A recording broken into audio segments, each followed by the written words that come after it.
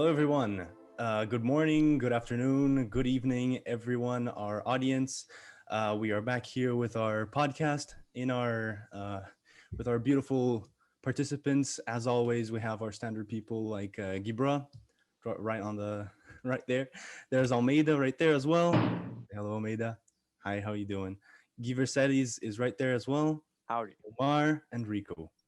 What's up, guys? But today, as you can see, we have a very special guest with us, and his name is Chris. Hi, Chris. So you're going to be our special guest for today, and that's what we're going to be discussing about. So Chris here, as I know, right, he survived cancer actually not once but twice, and so we're going to be talking about that. Chris, can you introduce yourself? Tell us a Yeah, little bit about yourself. yeah. So I think that's pretty accurate. My name is Chris. As my most esteemed friend here pointed out, I am a two-time survivor of Hodgkin's lymphoma. I am an IT systems engineer, and here in the States, I am pretty outspoken politically. We'll put it that way. Nice. So we wanted to ask you some questions about your condition.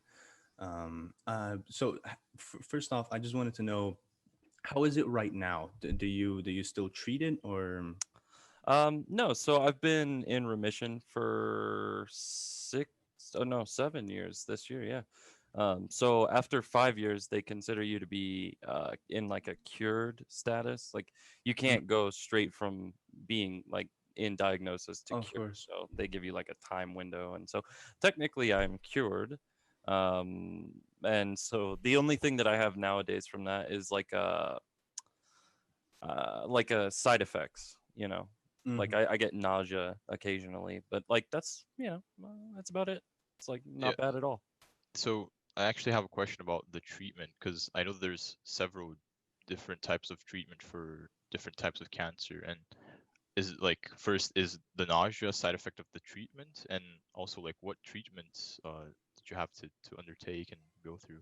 Yeah, so there's some standard treatments that people know about, like chemo, radiation therapy, um, and then there's some kind of lesser known things. There's like stem cell transplants and things like that. So Hmm. my first time I did just a standard chemotherapy regimen. It was pretty strict. I want to say it was like a 6 month regimen. We did like some really hard because there's like tiers of chemo. So we did like a really high tier trying to get it early, and the side effects from it are pretty bizarre. Like I'd be real with you, man, there's some serious stuff going on there. Like I was nauseous all the time. I threw up at least 3 or 4 times a day. It's very up and down. Like you don't know how your day's going to go when you get up. You could be fine I for a few imagine hours. I imagine that like radiation really fucks with your like system, right? Yeah, absolutely. Absolutely. Like I mean, I went to treatment with a lot of people that were getting radiation. I was fortunate I never got radiation therapy. Otherwise, I probably wouldn't have hair or like anything. Right. But yeah, like a lot of the older folks that I went to treatment with, because they put you in a room like 6 people, and like Ah. so like I'm sitting there with a bunch of people who are in their 70s and stuff like that getting treatment. I was the only young person there, and they were, all getting radiation plus chemo, and they were not in good health. Like I was grateful that I was only going through the chemo, if that makes sense. So, Shunai, if you Um, don't mind me yeah, go taking ahead. to the start, Yeah. how did you find it? How did you find out that you had Um, cancer, and what were like some symptoms? How did it like impact your life? People ask that pretty often when I tell them that I've had cancer, because you can't really tell now. But Yeah. the symptoms were really bizarre. Like for me, I had like you have lymph nodes in your chest. Lymphoma is cancer of the lymph nodes. I had like three of them that were in this area, and they all started getting really swole up. And they're just outside of your lung. Like so, when they start to swell up, it feels like somebody's pushing on your lung. So Wow. for like 2 or 3 days, I put it off. And then at the time, I was engaged to somebody, and she was like, "No, you have to go to the hospital. Like, this is a big deal." And so I went to the hospital, and yeah, they were like, "Well, there's a mass, but we can't diagnose it because we're not, like, that's not what we do." So they sent me through all the procedures, which is they do a biopsy. So they like put me down on a bed and like put me on, not under, I wasn't asleep. They gave me like really heavy drugs to like stop me from feeling stuff. And they like put a needle in where the lymph node is and extracted a little piece out, and then like sent that off to some lab somewhere. And then yes, about 2 weeks later they came back and confirmed the diagnosis. So from the time that I went to the hospital until the time I got my diagnosis was like a month. And how did that like impact your life? It was pretty big actually. Like the first thing that happened is like I started I tried to push through a lot. Like I had a job. I was 18, so I was trying to Mhm. work a full-time job while still doing all the doctor's appointments and treatments and stuff. And like really quickly I started realizing I couldn't do that. I had one day where my white blood cell count went really, really low. And so they put me in the hospital for 5 days. And at the end of that, like I tried to go back to work the first day, and I was like, hold on, I'll show you.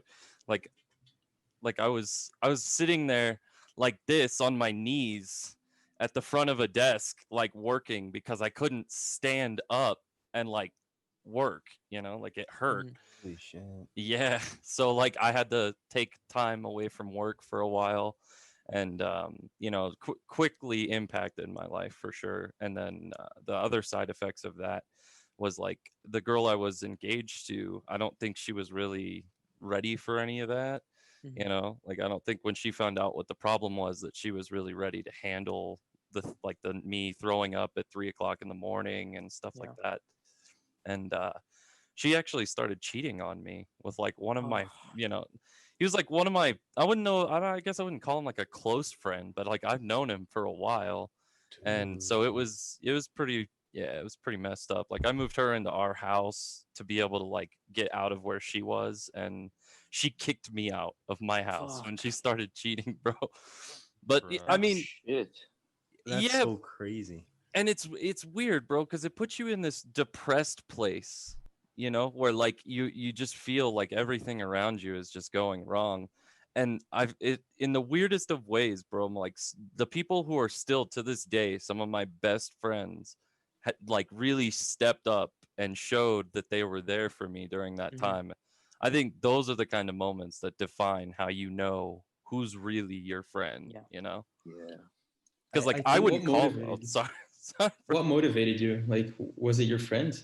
Yeah, yeah, absolutely. I think after like all the other stuff happened and I kind of started getting depressed, these are the guys where like I didn't even want to go anywhere. I didn't even want to hang out. And they're like calling me, and not just like, oh, he didn't answer. No, they would like call me. They'd send me a text message, leave me a voicemail. They're like, bro, like, I know you're not feeling good, but come on, like, just even if you just come over and hang out at the house and like, chill. And I think it definitely made me want to get through it more than I would have done it by myself. Like if I Mhm. just tried to stay by myself through that, I mean, I'll be real, I don't think you guys Yeah. would see me right now. that's really amazing. God. I wanted to like think about how you basically shed some light on like the impacts of not like the actual cancer, right? Not the actual thing inside you, because mostly people would think, wow, he had cancer, like focus on the cancer. But really like the impacts are so huge that it stems out of that. And as you said, you were kicked out of your own house. That's amazing. That's huge. Because like I I wouldn't have. Well, I would have imagined that your girlfriend would actually have cheated on you because you had cancer and you had these difficulties. Yeah. No, I I would have I never imagined. I think that's what most people say when I, Mhm. tell, because again, like I don't tell a lot of people, I'm not like, oh man, bro, I survived cancer. Like, Yeah. sometimes it comes up as a topic of conversation. And I think it definitely makes me look back on it and be like, there's been a lot of things that went wrong, but at the end of the day, man, I'm still here. Like, I'm Mhm. still here. My career has advanced tenfold in the years that I've had since that. And I think that's very important because I'm not like a workaholic or anything, but but being able to say that like I've progressed in life is very important, and I think that that makes me remember that is like there is very small steps in progression that feel small to you, but when you look back on it, it's like, man, I did that, you know? Mhm. Like And going through the treatments, I just felt really sick, but I didn't realize like each and every single treatment I did was one less treatment I had to do. And then at the end, I look back on it and I'm like, man, that was a nightmare, but like I'm still here and I got through that, you know? yeah, that's a Mhm. pretty good way to look at it. And something else, you mentioned that you quit your job, and so I wanted to ask, like, what were the expenses of like the treatment and all that stuff? Sorry. It really depends. So when I first started, I was like insured from my job and stuff like that. Because they require that as a part of a lot of U.S. states require you to have health insurance provided or at least offered to you from your employer. And so when I lost my job, I actually went on. There's like state-based healthcare.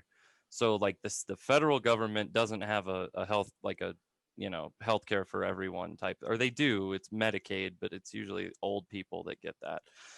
So for me, I had to like reach out to the state and get on like a health insurance provided from them.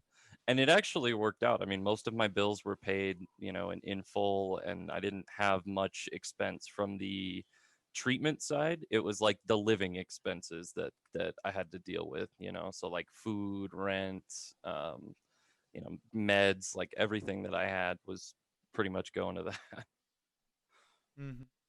And like being Um, passing through what you did, going through what you did, you know, just being so, I don't know, just going through all the hardships you did. I was figuring like if I went through that, I'd have a really huge change in my mindset.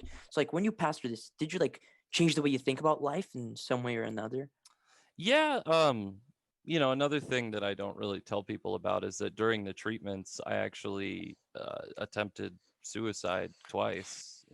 As like I guess it was a last resort. I just felt like I didn't belong anymore, and the fucking treatment sucks. Like it's That really makes. I hard. mean, I don't Yeah, blame you. That makes sense, right? but You're in a mental state that would it, like it, destroy it you. seems like the right idea at the time, Yeah. like when you're down that low.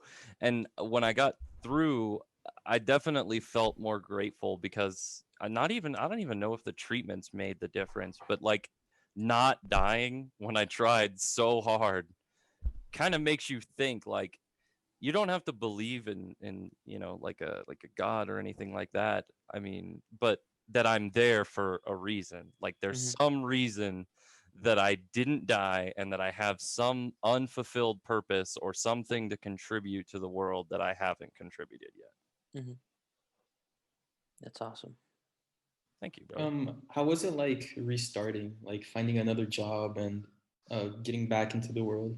It was hard at first. You Yeah, I can uh, imagine. like just looking for a job sucks in general. Hmm. Hmm. It's like it's a endeavor, and then when you're still just barely starting to come back from everything, it feels like you're just like the effort isn't there, like you're working too hard, and like you need to save some for yourself. And then I don't know if that makes sense. I guess in another way it's like saying I barely have the energy to get up and like do simple things like clean my room and like go to the bathroom and stuff, so trying to find the effort to like go out and look for a job it's a completely different story. It took me, I want to say, like a month before I found one, and then yeah, I started that job, and things started just kind of going from there. I got my own place, Hmm. and everything kind of started to level out. And this is like everything you've told us. Does this include both of your experiences, or only like the first like cancer that you've had? So that was the first time. The second time I did a lot more radical therapy. I had to move back into my mom's house because it was that bad. I needed like somebody to, like take care of me because I couldn't take care of myself. I did a stem cell transplant my second time. Like I have a little scar on my chest actually. Like you can see it right right there. I got a scar from where they like had a little tube that was sticking out of my skin, dude, and like they would hook like medicine and shit into that. Yeah, bro, you want to talk like that was not fun. Like Can I imagine, yeah. because like it's not even the aesthetic of having a tube hanging out of you. Like I don't care about it was under my shirt. It's not like I was walking Mhm. around like with something that everybody could see. But like taking a shower or like I want to go swim in a pool or like can't do any of that. Sheesh. Yeah, I mean you can take a shower. It's just like really Is it, like yeah, yeah. you have to like put on like a plastic thing and they suck. They suck. They put on like the adhesive that you get in the little clear tape for like taping papers back together. Mhm. So it's like they suck and I had to use this really really good tape and dude, it would pull my skin so hard that it was red. Like that sucked. That's what I'm saying. Fuck. Like I don't even care about the tube, dude, but the thing that I had to use to take a shower sucked. Do you think that like having passed through all the things that you passed through the first time that you got cancer helped you out like to prepare, I guess, in a way for the second time? I think Mhm. so. Like there was an initial shock when the doctor told me, it was like, "Hey, this is what we're looking at. Like there's still something wrong. We need to, look at further treatment options." And that's where he kind of was like, "Look, man, I'm gonna, send you to a somebody who's like more advanced than me and see what we can do." And so while the treatment regimen was different and it was a completely different beast, like yes, I still did a really high dose chemo, but like they also harvested stem cells from my body, and like there was all these extra pieces. I wasn't 100% ready for all of that stuff, but what I was ready for was I guess I felt like I wasn't in fear as much, Mhm. like I had already beat it once, so I looked at it as just like I just got to do it again, Mhm. you Mhm. know. So would you say that like your mental state was a little bit better the Yeah, second time around? yeah. Yeah. Like So you go through just stages, but yeah. Yeah. just a quick question to understand. So did they not get rid of it the first time, or did Right. it come back and like did it showed up again and they're like, oh, okay, yeah, this is bad. They reach a classification in size where they say like, oh, it's going down, it's continued to go down for x amount of time, so they just oh, it's gonna keep going down until it's not there anymore. And so when it hits that point, they're like, okay, you're in remission, which again is why they don't say like, oh, you're cancer free, because that's like if it comes back, that's the worst thing that they could have told you is like, oh, you're cancer free, and then you get re-diagnosed 3 months Mhm. later. So like, yeah, they re-diagnosed me a few months later, which basically it doesn't mean that it changed in diagnosis. More so just means that they reclassified what I had and put me back into an active treatment. So Mhm. I mean, it wasn't, it wasn't really. It's hard to explain, man. Like you just go through the time and things just happen around. Your doctor tells you you've been re-diagnosed. You start lining up new doctor appointments, and it feels like time just moves kind of quickly. Yeah. Honestly, like I spent a lot of time sleeping. Mhm. And yeah, I was since you were talking about how what you were thinking. I was just wondering like, how did your family react? Were they really scared for you? Were they really sad or? Um, you know, before I say anything on this, I'll just say my mom and I have a really good relationship now. Mhm. But at the time, she was dating some guy and he lived in our house, and like she prioritized his wants and his needs. And so it hit a point where I had just finished my second time with the treatments and stuff, and things were looking good, but I was still really messed up. Like I couldn't, like I was barely getting my energy back and barely had an appetite, and so I was still living with my mom. And this guy was kind of, I mean, just a dick, really. Like he didn't really care about anything. Like he wasn't like his compassion wasn't there. He didn't Mhm. have the ability to be like, oh man, this kid's like fucked up, maybe I should give him some time. So like little things, I was home a lot of the time, and so little things like not doing the dishes or like taking the trash out or something, he would just flip out about. And so we eventually got in each other's faces about it, like literally. And it was at the point where we almost threw blows, and I just like I started just grabbing my stuff. I threw it in my car, and I moved down to my dad's, which was like an hour away, for like 6 months, and I slept on his couch and just, made it work until I could get myself back to where I needed to. Yeah. Dude, you just like, you have been, so, you have had such an amazing will about this. Cause like, what happens, not only about like cancer, but like what happened with your girlfriend. And now this guy is, just bothering you, and you still went through it, and you're here today, and you're telling the story. That's just awesome in my view. That's really cool. Yeah, Yeah. that's What you. I find really amazing is that you're able to talk about this to us, who are just basically online strangers to you. We Yeah. never met, we really never met like in person. You're just able to talk to us in person about that, and I feel like that's huge. No, absolutely. I mean, I would say, just kind of some things that we've talked about off stream, like Omar mentioned a while back, that, like he asked me what the Discord has brought like to my life, and it's not so much like my personal life, but like my online life. And I think it's definitely added some, it's nice to have like some boys that I can understand shit with, like Hmm. we may be Yeah. in a different age range, but the things that you guys talk about, I understand. And a lot of the Hmm. things that I bring up, you guys understand. So it's like there's this understanding between all of us where, I feel like I'm chilling with my homies from high school. You know what I'm saying? Like that's exactly how it Mhm. feels. Hmm. that's really cool. That's Nice. awesome. Yeah. So like something that I wanted to ask is that like after you beat it the second time and like after you gave it enough time that you realized that it wasn't like coming back, how Mhm. did that feel? Uh, really good. Really, really good. I mean, there's, like I said, I still have some side effects. I still get a little nauseous nowadays, and that's just from like when you throw up. Like if you ask anybody who's bulimic or anemic, or not anemic, that's blood, bulimic or like anything like that, they'll tell you, when you throw up a lot, your stomach becomes permanently messed up. Like the lining in your stomach is messed up, so you throw up easier, you get nauseous easier. I still have to take, regular pain meds for like lower back issues that were developed as a result of some of those treatments from my muscles and stuff being weak. So my stomach is constantly up and down. I had to look past that and look at the bigger picture and say, like this is the one thing that I got to deal with, but I'm still here. I don't have to go through the treatments anymore. I'm at a different stage in my life. Like, this is my house. Like my girlfriend and I own this house. Like Hmm. there's a positive feeling in the progression that it took to get here.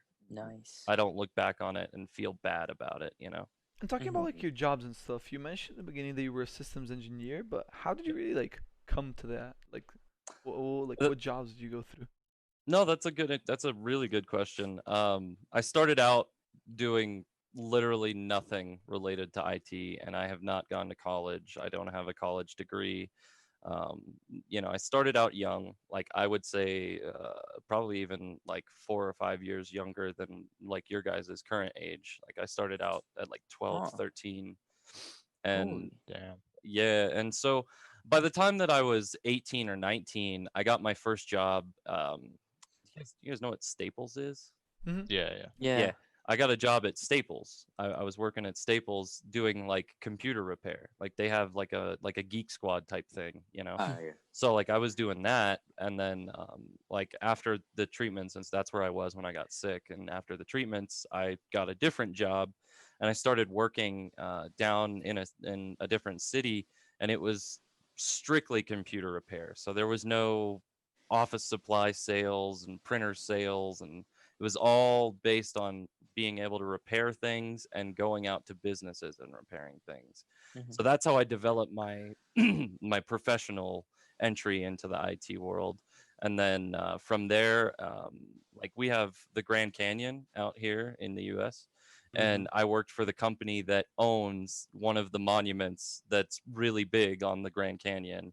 And Hmm. for a while there, I was their level 2 IT person. So they had like 2 or 3 guys that did level 1, and then they had me and another guy doing level 2, and then one more guy who did level 3.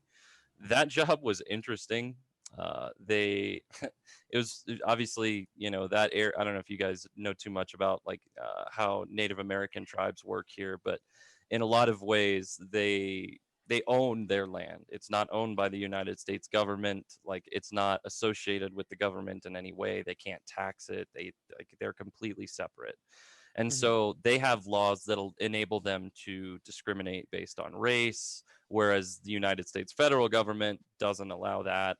So for me being a white guy, they eventually used some pretty BS logic, and they I think what they did is they went on my social media profile and found one instance of where somebody like argued with me and brought that up one day when I went to the office and just fired me on the spot. So Oh, I don't want to say it's racist because like that's a little extreme, but I do think that it was discriminatory for sure. hmm. But yeah, I mean, like that was my major start into the IT field. I think once I got those jobs, it was like everything else just kind of started coming naturally. Like I'm about to go interview for a systems administrator position on Tuesday for a company out here, and I get a lot of those kind of jobs nowadays versus the front facing like help desk type stuff. Hmm. Mhm. That's really cool. So Shania, you mentioned purpose, and like you said that after you failed your attempted suicide, you found reason to live, and you found like your that you should stay here in this world in this lifetime to do something, right? And I imagine there's also a lot of people out there who think that they sometimes don't belong, or they think that they want to like end it all, you know. And I think that's very major that you took the step forward. So could you like send them a message or something about that? Yeah, no, absolutely. I think it's very important to recognize, again, like I mentioned earlier, that nothing feels like a big step when you're going through it. Everything feels like, like you're just in it. Like when you're depressed, you just feel depressed. Like you're not thinking about, like, oh, I'm less depressed now than I was whenever. So I think it's very important to recognize progress. And I think that's one of the things that helped me realize that I have made it a lot farther than I thought, in that moment, and that it is very important to recognize that because it makes your confidence level go up, for one. I mean, you feel more confident in yourself and your ability to do things. But it's also important because like it it stops that negativity aspect of it. You can't be mad that like you're still alive. You know what I'm saying? Like you can be people can be mad if you die, but Right. like you can't be mad because you're still alive. And I think people that are feeling that way do get that feeling. They're angry at themselves that they're still there, and it's not the truth at all. And Shania, you were So, talking about y- how you uh, had a newfound, sense of purpose in the world, and I just wanted to ask, like, are there any, goals or, like an ideal you have that you would like to see through, or just something awesome we can, expect to see you in? So I've also been working a little bit on the side on my own podcast, and Hmm. I don't have any formal information on when it will be dropped. And uh, I think that's one thing I would love to see come to fruition. The other thing is as you guys know, because we're all boys here, uh, I have a Twitch channel, and I've been actively trying to increase my viewership. I just recently checked, and I have like 450 followers. So, I would really love to see that, not so much for the sake of financial gain, just because I would love to be able to, bring some of the enjoyment that I get out of games to other people. Hmm. Hmm. That's really interesting. how did you get into gaming? I started that one out really early. I think my first console was like a Super Nintendo. So I got it for Christmas when I was 5 or 6 years old. I can't even remember now, but that was my introduction to games, and from there I progressed upwards. I think the first console I got after that was a Nintendo 64, and then I got a Sega Dreamcast, a PlayStation 1. I actually have every generation of PlayStation at my house. I have PlayStation That's 1, 2, awesome. 3, and 4. And I have a PSP. Bro, those That's are like Cool, awesome. yeah. relics. Yeah. Hmm. Yeah. I have a Dreamcast, dude. Do you guys know what a Dreamcast is? Yeah, I know heard it's a about I've it. heard console. I don't about know it, what yeah. it looks but like. Yeah. I think everyone's on like the similar page on that one. Yeah. Yeah. So I mean that's kind of how I got started. I've never, looked back. I think I told my girlfriend recently, I like video games because it's not so much that it's an escape from like your real life, but it's something that I can do where I feel much more enjoyment than I would, doing like going to a concert or something, like if that makes sense. Mhm. Like I still go out when we can, especially with the pandemic, but I think I enjoy playing games at home or with friends more. Yeah. And since we're talking about gaming, I was wondering, you got a lot of posters back there, like Destiny 2. Is Destiny 2 your favorite video game? What are some of your favorite video games? It is not. I like Destiny 2, or at least I think I liked it more when it came out where versus where it's at now. But no, I mean I have, I guess you could call them favorites. I mean, I know most of us have all played Rust together except for you, Givi.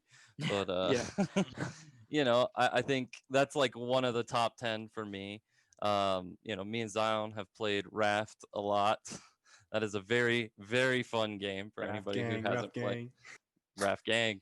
And Yeah. I think like I don't know, my favorites change often. Like I Mhm. play whatever appeases me for long periods of time at that moment. I've played like RPG games, like I've played Final Fantasy games and found really good enjoyment in them. But where I'm at like right now, no, I probably wouldn't. I don't, it just doesn't sound entertaining. So again, it changes very Mhm. frequently. How I about like wanna. growing up, like PS1, PS2 stuff? Um, Dan, I played pretty much whatever the AAA titles were at the moment. Like I played Spyro and Crash Bandicoot, and like that's like my childhood. Like those are the games that came out like when I was a kid, and it was really awesome to be able to play those because back then it was like if you beat the Spyro game, it was bragging rights forever. And so I think nowadays it's not like that anymore. Like I couldn't go and be like, dude, you should have saw this 350-meter headshot I got with the AK on Rust, dude. So Uh, I mean, yeah, there's some love for the originals, but I don't play very many of them anymore. Yeah. I want to kind of ask, kind of going back to the whole cancer thing. When Yeah. when you were going through the treatment, how did you feel about video games? What did you play? Were you playing at all? How was your relation with video games at that Yeah, time? I also wanted to ask that. Like, moreover, like, do you think that video games were a way for you to cope with your situation? Absolutely. No, absolutely. I played a lot of Black Ops 2 that had come out like the year that I got diagnosed, and that's when I got really into zombies. Like I went back and I played, like World War and some of the original games. But For the I gotta war. be honest, yeah, World at War. I gotta be honest. Like I think going back to Black Ops 2, that was my start. That's where I really found enjoyment. And zombies was my primary method of time killing. Like I literally just sit there and it's funny, I know you guys have talked about this before. Like transit was actually a really good, like I like transit. Yo. Everybody hates transit, bro, but like I like transit. I used to run transit solo Yeah, so I saw much. you. I saw you playing it the other day. I was like, damn, like you know what you're doing. Hmm. Yeah, bro. Like I know I can pretty much there's the Easter egg for that is kind of scuffed because you have to have 4 players to do it, unlike a lot of the stuff that you can do now on like Black Ops 3 and 4. But yeah, back then I could do all of the Easter egg steps all the way up to the point of needing the 4 Yeah, people and that's a pretty interesting progression to like keep in mind in terms of like Call of Duty games as well. Like in the beginning, it was sort of like hidden Easter eggs. It wasn't like that wasn't the point. And then right. these days, it's like the game's completely encircled over the Easter egg itself and the story. Yeah. The Absolutely. podcast has come back to Call of Duty somehow. Once more. Everything The revolves Call of around Call Duty of Duty. podcast. Yeah, and the Call of Duty. Bro, sponsored by Call of Duty? Yo. At Activision, at Treyarch. Activision, Activision. you know, we're on that. Bro, speaking of that, did you guys like these people paid to put up a a billboard in Yeah, I front saw of that. Treyarch headquarters that told them to remaster what was I think it wasn't Buried. No, it was one of the original. But like Town? Yeah. yeah, No, yeah, no, no, not Town. no. Wasn't I it know. I Transit? saw that. Yeah, it was like, "Hey Treyarch, please remaster." Was it Yeah, Die Rise or yeah, Die Rise. Die It was Rise? Yeah, Die Die Rise. Rise. Die Yeah, Rise. Die Rise. Sheesh.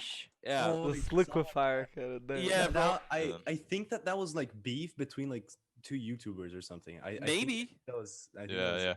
And then but they bought a big sign, and yeah, I yeah. saw that.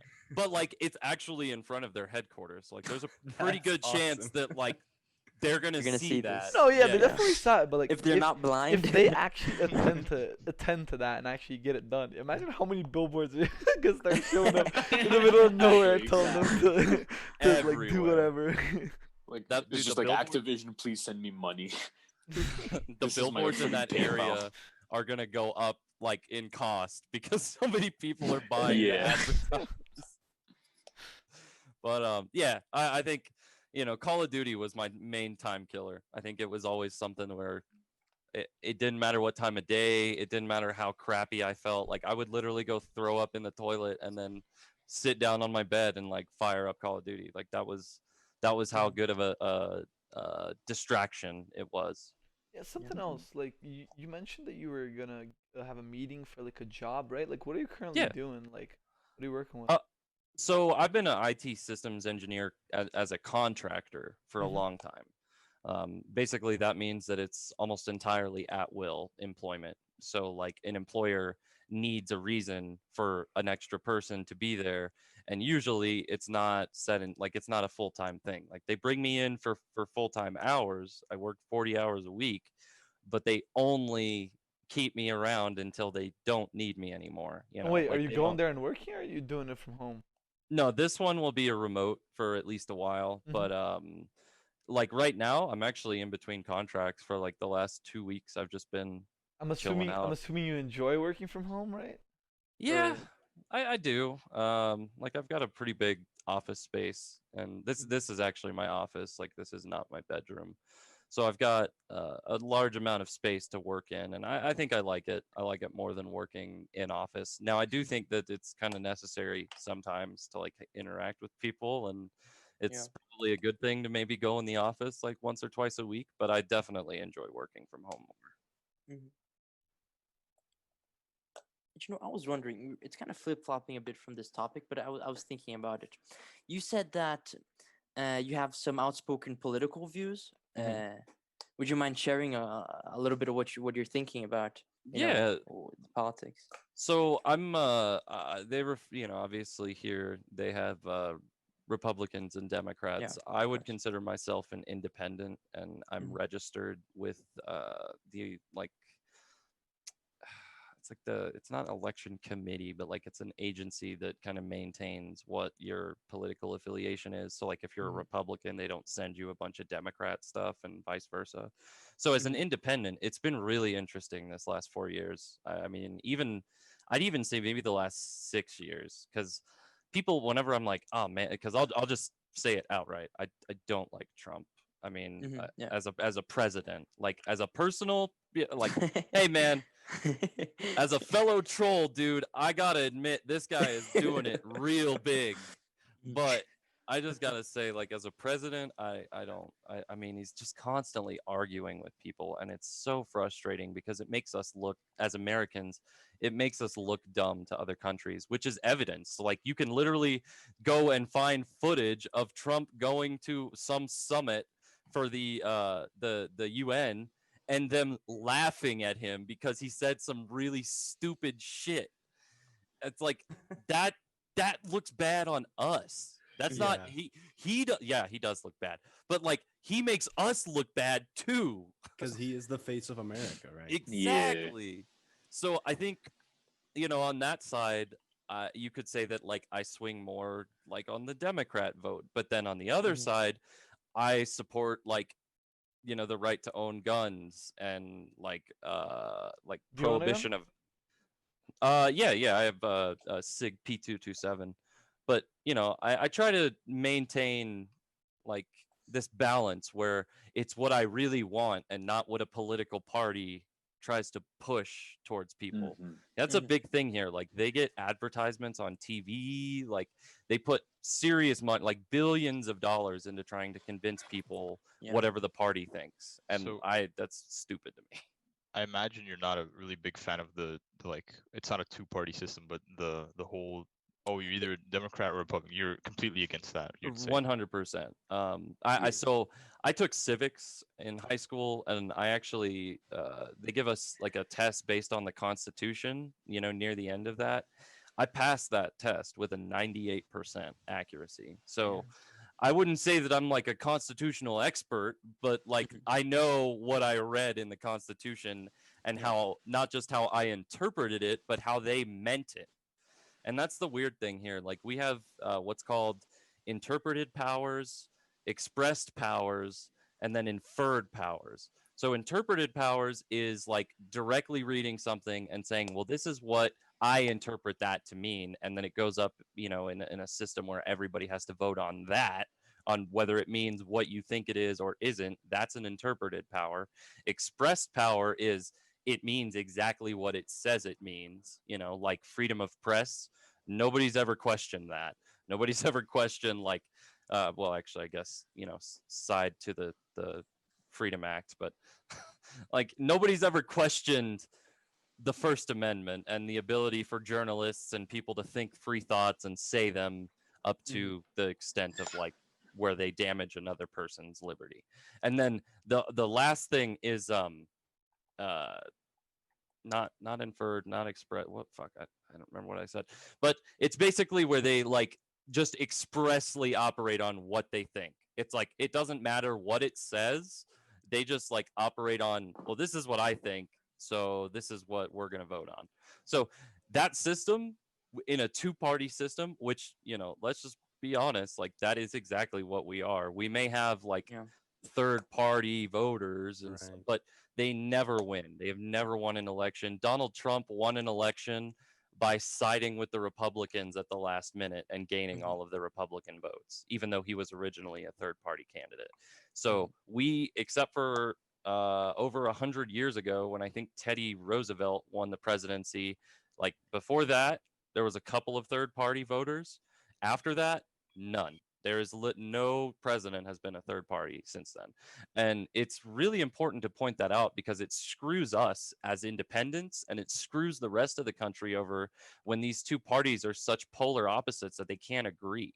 So they fight with each other tooth and nail. Like right now, the biggest argument, isn't even the presidential election. It's the stimulus packages because when the pandemic happened, they initially put out a stimulus of like $1,200 for every taxpayer American.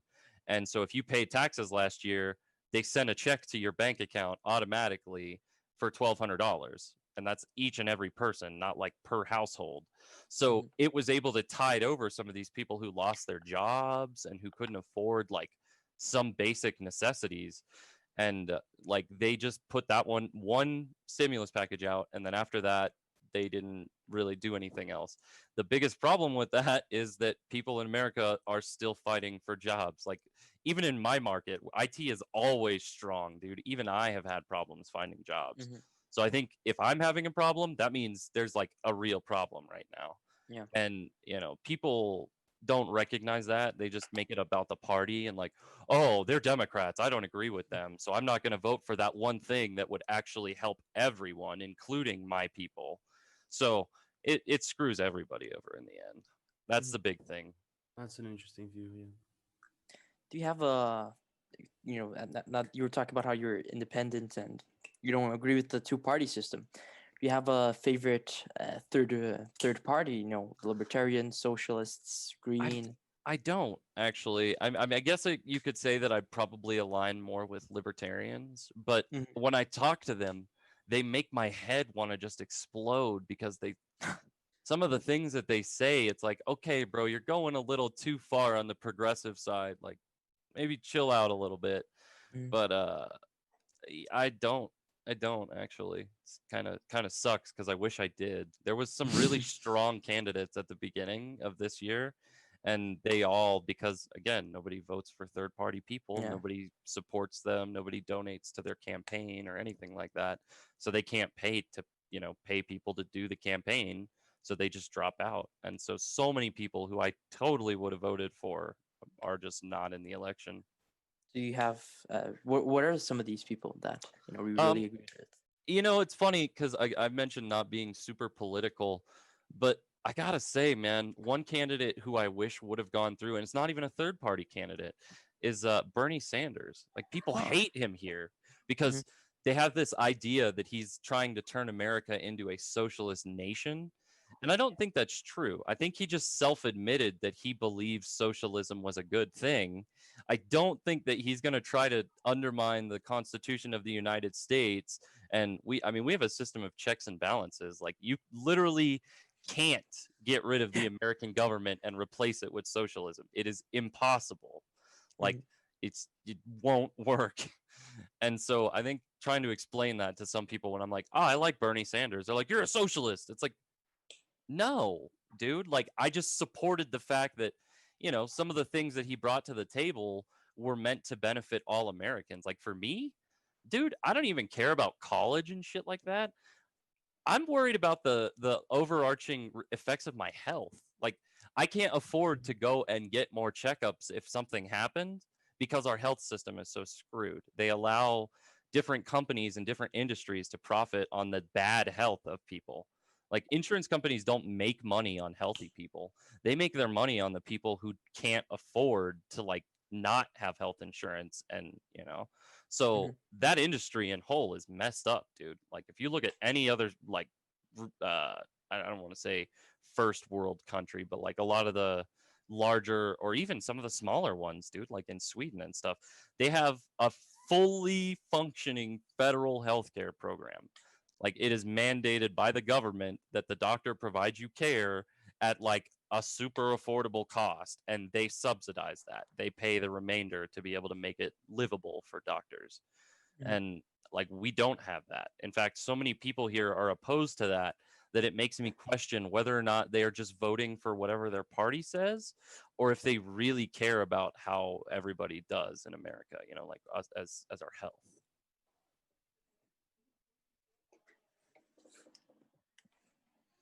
Interesting views, dude. So does anyone else have any questions? Um, Um, I Go don't have. ahead, I don't Ibra. have a question. Yeah, you can go ahead. I was just gonna conclude with something else. Oh, I kind of just want to go back to the um thing you mentioned about PlayStation, about you owning Yeah, PS1, PS2, PS3, all that stuff. So, have you been like watching the current console wars, Xbox versus PS5? I have, not as much as I've watched previous generations because I'm more of a PC master race kind of guy now. But I think, yeah, like, I'm very interested to see what happens when they drop, because that's always the big thing. It's like they can do all this hype and put out all this ad material, but the thing that's really going to make the difference is what happens when the consoles drop. How many games can you get for it, and what games can you get for it, and are they good games or do Absolutely. they suck? Yeah, So, exclusive games were actually something that was like it was like common. It wasn't that common, but like these days, like concurrence got so much bigger between them that like Yeah. exclusive games are like a lot more Uh, valuable. Yeah, like when they release an exclusive game, I'm like, man, what? Like, I want to see that. Like when they released it, I think it was Dead Stranding. With yeah, Yeah. Norman Reedus, right? That's on PC now, but it was that's a Stranding. PS4 exclusive. Yeah, I was like, man, I can't wait to get my hands on this game, but unfortunately, it's on PlayStation 4. Right. I mean, I have a PlayStation 4, but I would much rather be on a PC, right? 100%. And 100%. that's a huge strategy. Like, oh, we're gonna like pay this guy like basically like crazy amounts of money so that that game is in our sphere of influence, is our sphere of like PlayStation or our sphere of Xbox, Right. just to like Yeah. get people to buy our consoles. And You know, especially help. no, go ahead. It especially helps that like the exclusives have been so strong with PS4 Yes. Like if you look at like God of God of War, they War, yeah. released yesterday, like the Spider-Man game, like Death Stranding, like you guys said. I The mean, Last of Us. Last Call of of Us. Yeah. Duty Yeah. isn't So an many good exclusive, games. but there's a lot of bonuses if you want a PlayStation device Mhm. regarding Call of Duty. Mhm. Yeah. Like I'm a fan of a game called like Detroit Become Human. It was a PS4 exclusive. It's now on PC. I don't know if it's as well known, but it's another example. Mhm. Like that helps. I think it's interesting because just jumping back to the topic of Death Stranding, Kojima is a very I relate to Kojima in a lot of ways. Like I feel like he was a somebody who came up to a rise in power. He was an executive developer for Konami. Konami. Yeah, sorry, it wasn't coming to me. Yeah, he was an executive developer. He was like literally sitting in their C-level meetings with all of their like CEOs, COOs, and talking not just numbers but like his ideas and things like that. And fell far from grace. Fell down so low. You can see it. Like if you've ever played PT or watched any like footage of PT, a lot of that has been related to the time in his life that game was released, which was when he was demoted. So they basically took away him like any chance of him making another Metal Gear Solid game. He was demoted and made just a regular developer. Like they took away everything from this man, and it was his idea, and they took this from him, even though contractually they own it. He made that universe, he created that. And so when he fell from grace and then finally separated with Konami, it was very interesting to see that he got back up on his feet, started a new game, and it blew up because it was a really good game. you know I think I'm that really, I relate to that. I'm really glad you brought that up. But I feel like that's a topic for a whole nother Right. like Right, podcast. yeah, Yeah. So there's so much, 100%. It's a there's big so story. much to unwrap there. So since our time is running out, I just wanted to ask a final question before we start wrapping it up. I was thinking, with all the experience you've had, because you've been through a lot, and so much time has passed. What is something that if you could go into a time machine, and tell to your past self, just give them a message. What would you say, and what would you say to people who are going through something similar that you went through? I think it's a really, really simple answer to that. I think all I would say is it's going to be all right. I think that's something that I've recognized, even if people don't admit it, even if nobody wants to admit that there's this aspect of somebody telling you that it's going to be all right that actually makes it all right. Mm. It's definitely there. Like, I would say for all of you and for all of my other friends, like anytime that I've ever, been in a situation where I can hear something's going on, like something's not right, life is a little messed up in the moment, I'm always going to be the first person to be like, look, man, it's going to be all right. Even though it might sound cliche, because it absolutely is. There's No. so many people who, they think that way and they just say it's going to be all right, even though they don't know. Versus me, I'm going to tell you it's going to be all right, but I'm also going to be like wishing that it's all right for you, Mm. you know? Keep I That's telling think, them absolutely carry on. beautiful. That's Yeah, awesome. that's I great. love the simplicity. It's great. Yeah. Yeah, and as a final message, I think it can speak for all of us here. Your story, like the way you speak about your story and how humble you are about it, and how positive you stay about the whole thing. Really, I think I can speak for everyone. Like, just congrats, man. Mm. Like, your whole Yeah, attitude towards Exactly. this absolutely. is amazing, and you've been through a lot, and a lot of really serious stuff, and you kept going through it, right? And you're in a better situation now. Just honestly, congratulations on what you've been Definitely. what you've been through, and Mhm. the way you've handled all of this. It's really amazing. no, Mhm. thank you so much, bros. I really appreciate that. Like I look back on it and I feel the same way. I feel like I've won, if that makes sense. It's like a victory that I'll never forget. Mhm. So I appreciate you guys so much. We Yeah. appreciate you as well. We appreciate you. Really, I'm gonna be honest. When I was in Discord, so I've been in our Discord server for a really long time, right? Me and Omar. And then like once you came on, I was like, Omar, hey, who's this Chennai guy? And he was like, oh, he's a Rust random. Don't worry about him. And then I started to talk to you, and we played Raft, and a lot of things like grew, right? Yeah. Between us, between you and this community and us. Mhm. And I thought that, you know, people might say, oh, he's just like some random guy on the street, like you just pass someone random, and they're like, oh, like they won't even care. But then like once you really dig deep, you find that everyone has their own demons, everyone is going through something really difficult. And it was really amazing to find out that you went through cancer twice, not once but twice, and that was really interesting. Mhm. Yeah. Thank you, bro. So to conclude our episode today, I wanted to thank you very much for participating in our show. And everyone here says goodbye to our wonderful audience. Thank you guys so much for watching this. If you've watched until the end, please be sure to like, subscribe. If you're on YouTube, of course, and We give are us a on comment. Spotify and SoundCloud now. Yes, we are. Yes, we are. That is Also, true. So don't just forget make to sure- click the bell icon. Yes, sir. Exactly. Yes, Don't sir. forget to follow twitch.tv/Sinai7. Hold on, I Exactly. got it. 7047. I was about to say that. So Mhm. we also wanted to talk about how Chris is gonna be making his own podcast, and he already has his own Twitch account. So please go follow him. And if you want to know more about his story, go check the links in the description. Links in the description. Thanks so much for watching, guys. Exactly. Bye. Thank you very much. See you next Bye, week. See you. guys. Bye.